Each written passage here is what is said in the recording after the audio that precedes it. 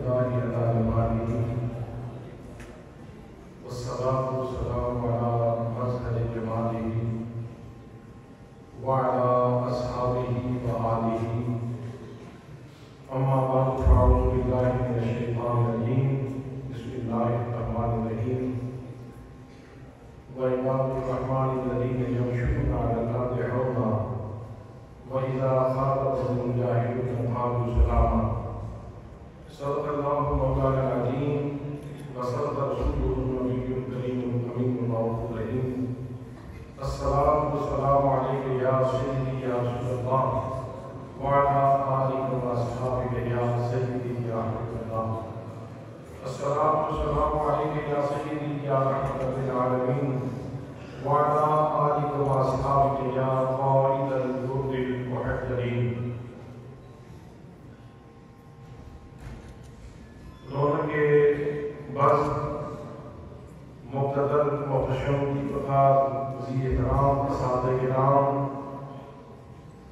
عزیز طلبہ، آج کی اس بابرکات محفل میں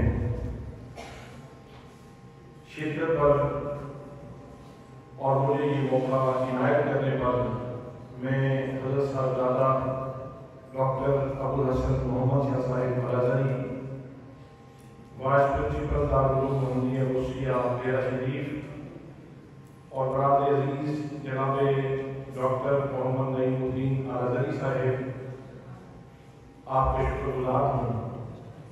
اللہ کریم اس مرکز نور کو صبح قیامت تک پوری آب و تاب کے ساتھ قائم و دائم رکھے اور اس کے فیوزات کا سلسلہ عام فرمائے۔ آج کی میری اس گفتگو کا موضوع ہے جانشین حضور ضیاء الامت کی ملی و سماجی ہمہ خدمات۔ برادران اسلام، نماز اسلام کے ارکان خمسہ میں سے اہم ترین رکن ہے۔ نماز مومن کی معراج ہے۔ نماز نبی کریم صلی اللہ علیہ وآلہ وسلم کی آنکھوں کی ٹھنڈک ہے۔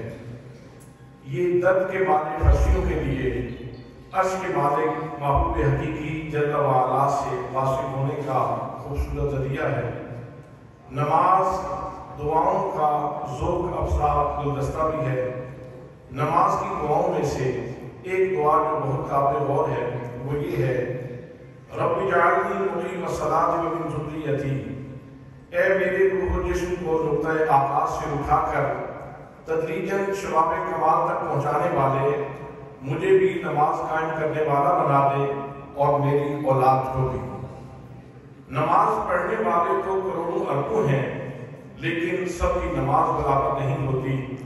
نماز کو کوئی جتنا ظاہری اور باطنی آداب کے ساتھ قائم کرتا ہے اتنا ہی اس کو نماز کا فیضان نصیب ہوتا ہے۔ وہ بزرگ جو سو مرتبہ کلی اس لیے کریں کہ میرے رب کا نام بڑا پاک ہے تاکہ میری زبان وہ نام لینے کے قابل ہو جائے، اور دریا کے کنارے بستی سے دور اپنے رب کے حضور برستی آنکھوں کے ساتھ نماز ادا کریں، اور یہ ایک دن کا واقعہ نہ ہو بلکہ زندگی کی اکثر راتوں کا یہی معمول ہو، تو ان کی نماز کس درجہ کی ہوگی اور مانگی ہوئی دعاؤں میں خلوص کتنا ہوگا۔ یہی وجہ ہے کہ اللہ تعالیٰ نے ان کو غازی اسلام کی صورت میں نماز اور قرآن کا عاشق بیٹا عطا فرمایا۔ حضرت غازی اسلام رحمت اللہ تعالیٰ علیہ ایک رمضان میں 4 مرتبہ قرآن پاک سنایا کرتے تھے۔ عوامین کے نوافل میں، نماز تراویح میں، نماز تہجد میں اور رمضان کے آخری عشرہ کی تاخیراتوں میں۔ جب ان کی نماز کا ذوق یہ ہے تو دعا کی کیفیت کیا ہوگی۔ یہاں سے ان کی مانگی ہوئی دعائیں بھی حضرت امیر الصالحین رحمت اللہ تعالیٰ علیہ کی دعاؤں کے ساتھ ملی، تو اللہ کریم نے ضیاء الامت رحمت اللہ تعالیٰ علیہ جیسا فرد فرید ان کی اولاد میں پیدا فرمایا، جس نے عرفان ربانی کے کئی دسترخوان بچھا دیے، معرفت کی شراب طہور کے کئی محفلیں کھول دیے، اور زمانے میں خوب شعور افزا مستیاں بانٹی۔ پھر یہاں سے قافلہ عالیہ میں ایک اور شخصیت کی دعاؤں کا اضافہ ہوا۔ 3 صاحب اخلاص بزرگوں کی دعائیں جب اجابت کے پردے سے ٹکرائیں تو نتیجہ میں روشن کردار کا ایک اور آفتاب طلوع ہوا، جس کا اسم گرامی حضرت پیر محمد امین الحسنات صاحب ہے۔ مذکورہ بالا تینوں بزرگوں کی ساری اولاد ہی بڑی صالح اور نیک ہے، لیکن حضرت پیر محمد امین الحسنات صاحب اسم با مسمہ شخصیت ہے۔ محبت الہی، عشق رسول، ایمان، احسان، اسلام، زہد و ورع، عبادت و ریاضت، مجاہدہ و مشاہدہ، ذکر و فکر، اطاعت و انقیاد، جذب و شوق، امر بالمعروف، نہی عن المنکر، تعلیم و تعلم، خضوع و خشوع، تقریر و تحریر، تبلیغ و تدریس، جہاد و استقامت، فقر و درویشی، خدمت خلق، سادات کا احترام، اہل اللہ کا ادب، کثرت گریہ و بکا، غریب پروری، مساکین نوازی، دارالعلوم محمدیہ غوثیہ گنج کالج، تفسیر ضیاء القرآن، سیرت ضیاء النبی، مقالات ضیاء الامت، سنت خیر الانام، ضیاء حرم، یہ سب ان تینوں بزرگوں کی حسنات جمیلہ ہیں، اور آپ ان کے کامل امین ہونے کی وجہ سے امین الحسنات ہیں۔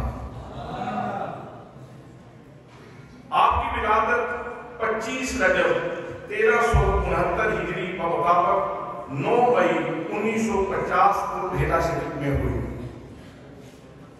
سلسلہ رسم 22 واسطوں سے حضرت بہاؤالدین دکریہ قرآنی رحمۃ اللہ تعالیٰ علیہ سے ملتا ہے۔ قرآن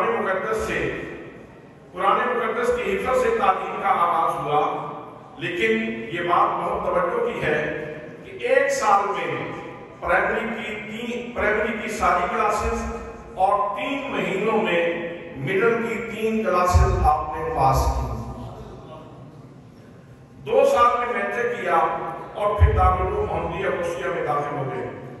6 سال کا دارالعلوم محمدیہ غوثیہ کا نصاب پڑھا، پھر دورہ حدیثی کے لیے جامع المعقول و منقول شیخ الحدیث حضرت علامہ مولانا منتخب الحق قاضی صاحب رحمۃ اللہ تعالیٰ علیہ کے پاس جامعہ قمر الاسلام سلیمانیہ کراچی تشریف لے گئے۔ پنجاب یونیورسٹی سے ایم اے عربی کا امتحان پاس کیا، پھر اسلامک لاء اور تخصص فقہ کی ڈگریاں جامعہ ام القرا مکہ مکرمہ سے حاصل کی۔ آپ کی خداداد صلاحیتوں اور خوبیوں کا ادراک حضور سیدی ضیاء الامت رحمۃ اللہ تعالیٰ علیہ سے بڑھ کر کس کو ہو سکتا ہے؟ حضور ضیاء الامت رحمۃ اللہ تعالیٰ علیہ نے جب آپ کو خلافت و اجازت سے نوازا اور 7 دارالعلوم محمدیہ غوثیہ کی انتظامی ذمہ داریاں تفویض فرمائیں تو موجودہ حضرت صاحب نے عرض کی، حضور کیا مجھ سے یہ کام چل سکے گا؟ آپ نے فرمایا چلے گا نہیں، دوڑے گا۔ کل جو آپ کی زبان مبارک کا چھوٹا سا جملہ تھا، آج وہ ایک واقعاتی حقیقت بن کر زمانے سے دار و تحسین وصول کر رہا ہے۔ حضور ضیاء الامت رحمۃ اللہ تعالیٰ علیہ کے وصال کے وقت اندرون ملک دارالعلوم محمدیہ غوثیہ کی 35 برانچز تھیں، آج اللہ کے فضل سے تقریباً 300 برانچز ہیں۔ آپ کی شخصیت میں جمود نام کی کوئی چیز نہیں ہے، آپ ایک گھر کی شخصیت ہیں اور اعلیٰ مقاصد کے لیے اپنے آپ کو ہمیشہ فعال رکھنا پسند کرتے ہیں۔ نعرہ تکبیر، نعرہ رسالت، نعرہ تحقیق، نعرہ حیدری، دین و ملت کی ضیاء، دین و ملت کی ضیاء، ابر کرم کی برسات۔ ہمارے موقع اساتذہ کرام تشریف لائے ہیں، میں آپ کو خوش آمدید کہتا ہوں۔ برادران اسلام،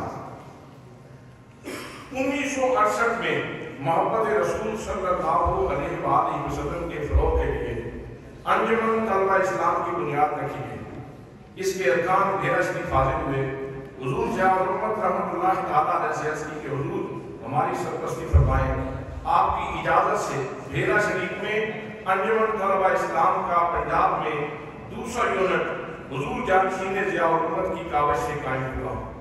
ابھی مرکز کے پاس انجمن طلبہ اسلام کا لٹریچر نہیں تھا تو قبلہ پیر صاحب نے اپنے چند دوستوں کی مدد سے اس کا لٹریچر ترتیب دیا۔ آپ صوبہ پنجاب کے ناظم کے طور پر بھی اس عشق رسول کی تحریک میں کام کرتے رہے۔ قیام پاکستان کے ساتھ ہی قادیانی دعوی کی خواہش تھی کہ پاکستان قادیانی اسٹیٹ بن جائے۔ اس کے لیے انہوں نے پڑھانے شروع کر رکھی تھی۔ 1953 میں انہوں نے ایک ناکام کوشش کی اور پھر 1974 میں ان کی سرگرمیاں جب تیز ہوئیں تو اہل ایمان نے اس بدبودار فتنہ کو روکنے کے لیے مساعی جمیلہ کی۔ ضلع سرگودا میں اسلام کی سربلندی کا جھنڈا ہمارے پیر و مرشد نے اٹھایا اور اس مشن کو خوب نبھایا۔ آپ نے تحریک الفتح بنائی، گلی گلی، نگر نگر، کریا کریا عقیدہ ختم نبوت کا شعور عام کیا۔ قادیانیوں کی اسلام کے خلاف کی جانے والی سازشوں سے پردہ اٹھایا۔ قادیانیوں کا رات کا بند ہوا تو انہوں نے آپ پر قاتلانہ حملہ کر دیا، لیکن اللہ کریم نے آپ کے دشمنوں کے مکروہ عزائم کو ناکام بنا دیا۔ اس موقع پر آپ کو عوام اسلام کی طرف سے مجاہد تحریک ختم نبوت کا لقب پیش کیا گیا، جو اب تک آپ کے نام کا حصہ ہے۔ 1977 میں تحریک نظام مصطفیٰ اپنے جوبن میں تھی۔ حضور ضیاء الرحمت رحمۃ اللہ تعالیٰ علیہ سینٹرل جیل سرگودا میں پابند اثلاثی ہوئے تو حضرت جانشین ضیاء الرحمت نے آپ کے نائب ہونے کا حق ادا کر دیا۔ 1980 میں آپ نے ضیاء حرم کی ادارت سنبھالی اور سیدھے دلبرا کے عنوان سے عالمی اور ملکی حالات کے حوالے سے ملت کی رہبری کا فریضہ سر انجام دیا۔ 1997 کے اواخر میں مرد وصال سے کچھ پہلے حضور ضیاء الرحمت رحمۃ اللہ تعالیٰ علیہ نے آپ کو خطۂ خلافت عطا فرمایا۔ سلسلہ عالیہ کی روحانی امانتیں آپ کے سپرد کی اور خصوصی توجہات سے آپ کو نوازا۔ 1998 میں حضور سیدی ضیاء الرحمت رحمۃ اللہ تعالیٰ علیہ کا وصال ہوا۔ 40ویں تک آپ آستانہ عالیہ پر ہی مہمانوں کی آمد و رفت کی وجہ سے مصروف رہے۔ 40ویں کے بعد آپ نے ملک کے طول و عرض میں تبلیغی دورے شروع کیے اور بہت تھوڑے عرصہ میں حلقہ ارادت میں آستانہ عالیہ سے محبت کی نئی لہر دوڑائی۔ حضور ضیاء الرحمت رحمۃ اللہ تعالیٰ علیہ کا کام ایک خوشبو کی طرح تھا۔ ملک کے مقتدر طبقہ اور علمی حلقہ کو اس سے متعارف کروانے کے لیے آپ نے اسلام آباد اور لاہور میں بڑے بڑے ہوٹلوں میں انتہائی بامانہ سیمینار کروائے۔ اس طرح وہ لوگ جو باوجود حضرت ضیاء الرحمت رحمۃ اللہ تعالیٰ علیہ کی فکر سے دور تھے، ان کو بھی حضور ضیاء الرحمت رحمۃ اللہ تعالیٰ علیہ کے حیات بخش افکار سے مستفید ہونے کا موقع ملا۔ یہاں ایک خاص بات کہنا چاہتا ہوں۔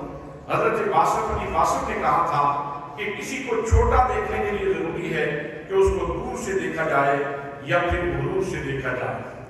میرے محبوب جانشین ضیاء الرحمت کے ساتھ بھی آج کل اسی طرح کا معاملہ ہو رہا ہے۔ آپ کو دیکھنے والے بھی دو قسم کے لوگ ہیں۔ ایک وہ ہیں جن کی نظر آپ کو فقط سیاسی جماعتوں کے دائرے میں دیکھتی ہے۔ وہ سیاسی جماعتوں کے لیڈروں کی خامیوں کا ذمہ دار پیر صاحب کو گردانتے ہوئے گولہ باری میں مصروف ہیں۔ کیا یہ ظلم نہیں کہ گناہ کسی اور کا ہو اور کھاتے کسی اور شخصیت کے ڈالا جائے؟ اگر اس دائرے میں بھی پیر صاحب کو انصاف کی نظر سے دیکھا جاتا تو زبانیں بے لگام نہ ہوتی۔ اس لیے کہ پیر صاحب نے کبھی کسی چیز کو اپنے ذاتی کریکٹر پر حاوی نہیں ہونے دیا۔ جس نون لیگ پر مالی بدعنوانی کا الزام ہے، اس میں رہ کر بھی پیر صاحب کو اگر ضلعی عشر و زکوٰۃ کمیٹی کی چیئرمین کی ذمہ داری ملی تو جس دن آپ اپنے فریضہ منصبی کی ادائیگی کے لیے تشریف لے جاتے تو زکوٰۃ کے مال سے چائے بھی نہیں پیتے تھے، بلکہ دفتر میں اس دن اپنے پاس حاضر ہونے والوں کو چائے اپنی جیب سے پلاتے تھے۔ پاکستان میں کوئی ایسا شخص ہے تو پیش کرو۔ اگر متحدہ علماء بورڈ کی چیئرمین شپ ملی تو پوچھئے چاروں مسالے تھے ان مقتدر علماء سے پیر صاحب نے کس خوشخلوبی سے فرقہ واریت کے گراف کو نیچے لے جانے کی عملی کاوشیں کی۔ پیر صاحب نے اپنا پیریڈ کتنے اعلیٰ اخلاق سے گزارا۔ جاؤ اس فرد فرید کا اس معاملہ میں کوئی متبادل تو لا کے دکھاؤ۔ لوگ پتہ نہیں کیوں بھول جاتے ہیں قومی اسمبلی میں نعت مصطفیٰ صلی اللہ علیہ وآلہ وسلم کا اجرا بھی آپ ہی نے کروایا ہے، یا وہ شاہ رسول صلی اللہ علیہ وآلہ وسلم کو اس عمل خیر کی قدر نہیں کرنی چاہیے؟ लीग जिस पर माली बदगुमानी के इल्जाम है, उसके दौरे हुकूमत में आपको वजारत का कर्मचान सौंपा गया तो किस खूबसूरती से अपनी जिम्मेदारियां अंजाम दी। 2,40,000 से 2,60,000 में हज और वो भी बेहतरीन सहूलियात के साथ 3 वक्त खाने में फरूज, ट्रांसपोर्ट हमा वक्त मुयस्सर, फिर हाजियों के जो पैसे बच जाए वो उनको वापस करना, और फिर उस मुल्क में जहां मस्जिद के बिल में भी टीवी के चार्जेस मौजूद हों। पाकिस्तान के पहले दिन से लेकर लम्हाए मौजूद तक कोई ऐसा मुंतजिम आपको मिला है उसका नाम तो पेश करें। जिस नून लीग के दौर में गाजी मुमताज हुसैन काजी रहमतुल्लाह तआला अलैह को गिरफ्तार किया गया और उनको इंतहाई तंग हुकूमत खाने में बंद किया गया, उनके लिए पीर साहब भी की शख्सियत थी जो इस पर सराय की हजात बुलंद कर रही थी और कह रही थी इस आदमी ने डकैती नहीं की, किसी की इज्जत पर हमला नहीं किया, बल्कि अपने रसूल अरबी सल्लल्लाहु अलैहि वसल्लम की इज्जत का पहरा दिया है। लिहाजा अगर आप इनको रिहा नहीं कर सकते तो कम अज कम इस हुकूमत खाने से निकाल कर किसी अच्छे कमरे में तो ठहराएं। इस तरह गाजी साहब हुकूमत खाने से निकल कर जेल के एक अच्छे कमरे में मुंतकिल हुए। हाँ, वो पीर मोहम्मद अमीन रसलान शाह साहब ही तो थे जो एक तरफ मुक़्तदर हुकूमतों को गाजी साहब की रिहाई के हवाले से इसरार कर रहे थे, तो दूसरी जानिब चार मसालिक के उलमा से कह रहे थे, अरे खुदा के बंदो, गाजी मुमताज इस वक्त किसी मसले का नुमाइंदा नहीं बल्कि ईमान और इस्लाम की तारीफ का तर्जुमान है। लिहाजा मसले की फौज से निकल कर इनकी रिहाई के लिए सब मिलकर कोशिश करें। ये बातें कोई ढकी छुपी नहीं, सब आमदा रिकॉर्ड है। हाँ, वो पीर मोहम्मद अमीन रसलान शाह साहब ही हैं जिन्होंने गाजी मुमताज काजी रहमतुल्लाह तआला अलैह की शहादत पे शहबाज शरीफ को खून पे कहा था, आपने अपने चेहरे पर ऐसी गालिब बंदी है जो कभी भी आपका पीछा नहीं छोड़ेगी। कोई ऐसा जुर्ममंद वजीर है तो पेश तो करो। हाँ, वो पीर मोहम्मद अमीन रसलान शाह साहब ही हैं जिन्होंने नून लीग का मिनिस्टर होने के बावजूद मुमताज काजी रहमतुल्लाह तआला अलैह के सारे सवाब के लिए ताज़ियती रेफरेंस का इंतजाम करके बता दिया कि हमारे दिलों के करीब नवाज शरीफ और शहबाज शरीफ नहीं रहते बल्कि हमारे दिलों के करीब मोहम्मद मुस्तफा सल्लल्लाहु अलैहि वसल्लम और आपके उशाद रहते हैं। हाँ, वो पीर मोहम्मद अमीन रसलान शाह साहब ही हैं जिन्होंने गाजी साहब के विसाल पर गम का दिन मनाया और उनके जनाजा में शिरकत के लिए अपने 300 इदारों में आम छुट्टी का ऐलान किया। हाँ, वो पीर मोहम्मद अमीन रसलान शाह साहब ही हैं जिन्होंने फ्रांस के गुस्ताखाना खाके छापने पर असेंबली के तमाम मेंबरान को एहतजाज की दावत दी और इनको इस मकसद के लिए सड़क पे ले आए। पाकिस्तान की तारीख में ये अपनी नोयत का पहला एहतजाज था। हाँ, वो पीर मोहम्मद अमीन रसलान शाह साहब ही हैं कि जिन्होंने अपने दौरे वज़ारत में तहरीक लब्बैक पर क्रैकडाउन से हुकूमत वक्त को बाज रखा। हालांकि गवर्नमेंट इनको कुचलने का प्रोग्राम बना चुकी थी। पीर साहब से जब पूछा गया कि ये लोग क्यों आए हैं तो आपने इरशाद फरमाया, ये पूछने आए हैं कि जब मुल्क बना था उस वक्त हम मुल्क की आबादी का 86% थे और आज 64% पर हमारा गिराव किसने पहुंचाया है और क्यों पहुंचाया है। अहले सुन्नत की हुकूमती कैबिनेट मीटिंग में इससे बेहतर तर्जुमानी कौन करेगा। कोई मुतवाज़िन को पेश करें।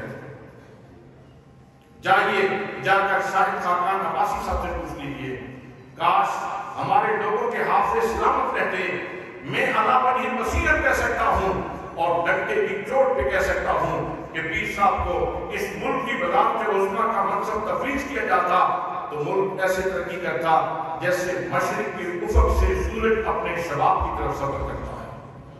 और ये बात बगैर दलील के नहीं बल्कि इस पर मजबूत दलील मौजूद है और वो ये है कि पाकिस्तान को खाइन लोगों ने अपने मखलूक अमल से अंधेरों में धकेला है। पीर साहब ऐसे अमीन शख्स हैं जिनका किरदार खुली किताब है। कुछ चीजें आपकी खिदमत में पेश कर चुका हूँ। पीर साहब की उम्र इस वक्त 72 साल से ज्यादा है और ये सारी उम्र लोगों की अमानतों के अमीन रहे हैं और आज भी अमीन है। दारुल उलूम मोहम्मदिया वसीला जिसका बजट करोड़ों में है, इसके नमक के भी आप रवादार नहीं।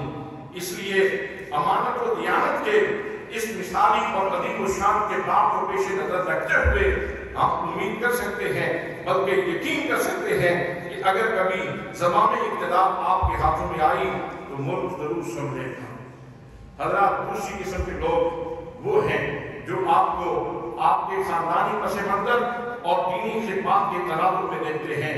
وہ جانتے ہیں کہ پیر صاحب کا قد کاٹ اسی سیاسی جماعت کی وابستگی کے تشخص سے بہت بلند ہے۔ سیاسی وابستگی تو علاقائی یا خاندانی مجبوری کے طور پہ ہے، مگر نہ آپ کا ذاتی تشخص نواز عصر، غزالی زمان، راضی دوران، مجدد وقت، مفکر اسلام، مفسر قرآن، ضیاء الامت حضرت جسٹس پیر محمد کرم شاہ الازہری رحمۃ اللہ تعالیٰ علیہ کا سچا جانشین ہونا ہے۔ آپ کا ذاتی تشخص پوری دنیا میں پھیلے لاکھوں اہل محمد کا مرشد ہونا ہے، یہاں تک کہ دنیا اسلام کی عظیم ترین اور قدیم ترین یونیورسٹی جامعہ الازہر کے نائب مفتی ڈاکٹر عمر مصطفیٰ البٹانی بھی آپ کے مرید اور خلیفہ ہیں۔ آپ کا ذاتی تشخص عظیم اشاعتی ادارہ ضیاء القرآن پبلیکیشن کا سرپرست اعلیٰ ہونا ہے، جہاں سے اہل سنت کو بلکہ اہل اسلام کو مفید ترین لٹریچر مل رہا ہے۔ آپ کا ذاتی تشخص ادارہ ضیاء المصنفین قائم کر کے اپنے عظیم اسلاف کی تفاسیر، احادیث اور فتاویٰ کی کتب کا ترجمہ کروا کے اہل سنت کو پیش کرنا ہے۔ آپ کا ذاتی تشخص مجلہ ضیاء حرم کی مفید ترین اشاعت ہے۔ آپ کا ذاتی تشخص العلوم کی مثالی اشاعت ہے، جس سے ایم فل اور پی ایچ ڈی اسکالرز فائدہ اٹھا رہے ہیں اور اٹھاتے رہیں گے۔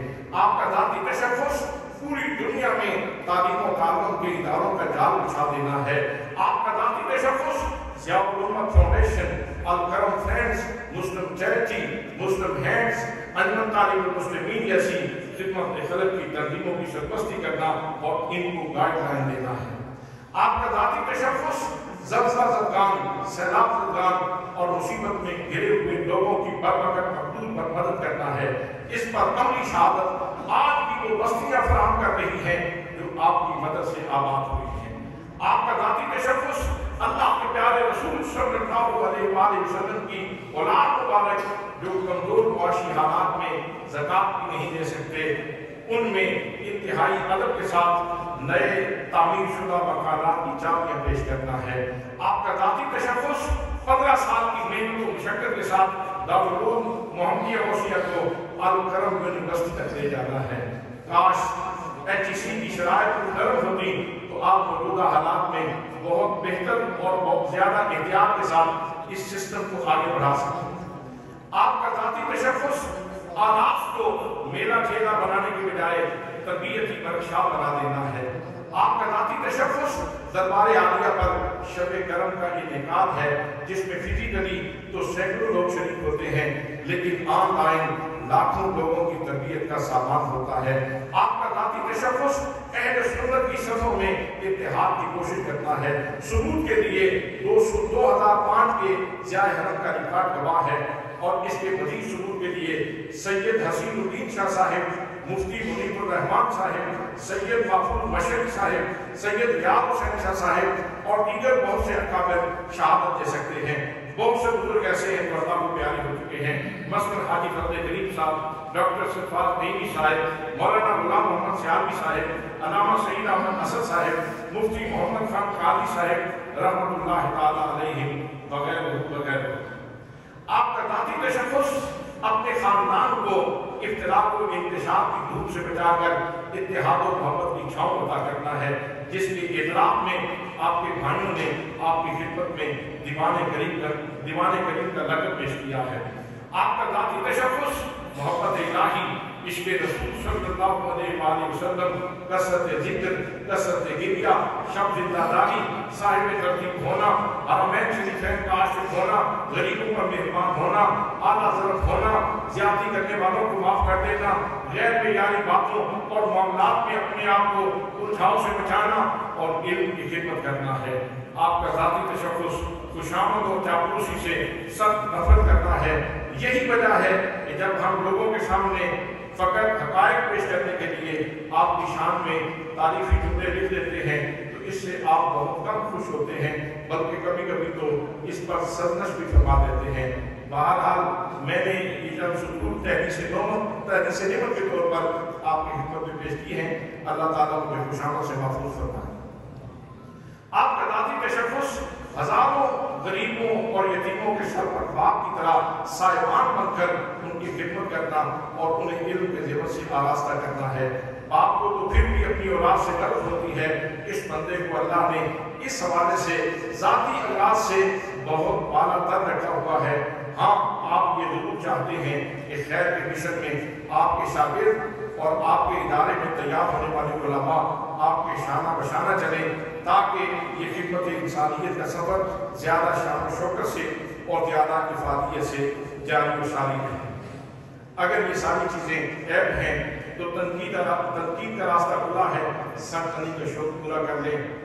اور اگر یہ ساری چیزیں اللہ کے ایک مخلص اور پیارے بندے کی شان ہے تو پھر ہمیں آپ کی عظمتوں کا اعتراف کرنے میں کنجوسی سے کام نہیں لینا چاہیے۔ ہاں، آخر میں یہ بات عرض کر دوں کہ اگر نون لیگ میں رہ کر آپ اپنا بہترین کردار پیش کر چکے ہیں تو ہمیں آئندہ بھی امید ہے کہ اللہ کریم آپ کو خیر کے راستے پر گامزن رکھے گا اور دنیا کی غلاظتوں سے آپ کی حفاظت فرمائے گا۔ انشاءاللہ سارا اپنا یاد رہے سونا اسا غیر دے معرفت تک نہ کی، واللہ ولی التوفیق۔